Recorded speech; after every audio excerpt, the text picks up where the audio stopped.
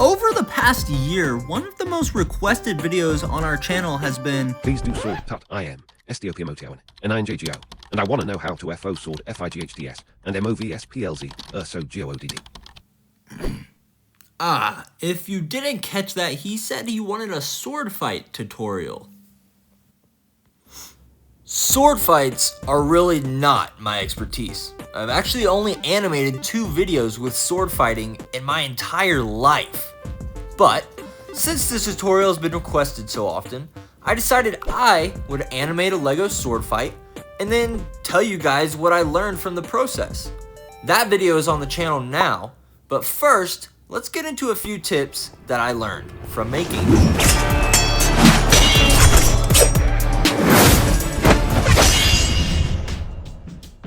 Now, my first issue with LEGO swords is they are huge. They are taller than a minifigure, and this one is wearing a tutu and a helmet. Since they're so long, it's always made my sword fights very stiff because I'm trying to operate something so massive in between 2 minifigures. So, I found 2 solutions to this issue. Number 1, use smaller LEGO swords. Hey, yeah, thanks for literally nothing, genius. This is a method I used for one of the characters in the fight scene, but the second technique is a little more interesting. I found that if I could shorten the arms, I could shorten the blades of the swords as well. What? Let me try to explain better. So, I want the characters to clash their swords. In order to do that, I have to fit the length of both of their arms in between them. But I want them to remain flexible and also not be a mile apart from each other. I accomplished this by sticking the arms in some pretty weird spots using sticky tack.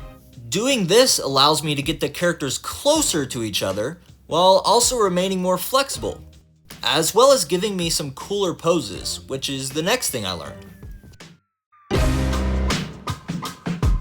Poses are something I talked about briefly in my fight scene tutorial. When I do fight scenes, I like to have an exaggerated pose after a big moment of impact. Animate does this really well. Even though there's lots of fast stuff happening, there's these clear poses that the viewer can see. So even though things are happening very fast, your eye can still keep track of what's going on. You can see the different moves and stuff, even though it's happening very fast. Okay! This is something I tried to apply to sword fighting as well. With all the out-of-socket arm movements, the swords flashing around, it's easy for stuff to get confusing. But when there's readable poses in between the action, I find it's easier to keep track of what's going on. So I believe you could be going crazy and even stupid with your sword fight moves, and as long as there's some good readable poses, it's alright, and people should be able to track what's going on. Okay, next we're going to talk about arcs and impact. Actually, I'd suggest checking out this video for more in-depth discussion on what arcs are. I want to talk specifically about sword arcs. So, swords are very big, but because they're so big, they're really good for making shapes with. That probably makes no sense, but let me try to explain what I mean.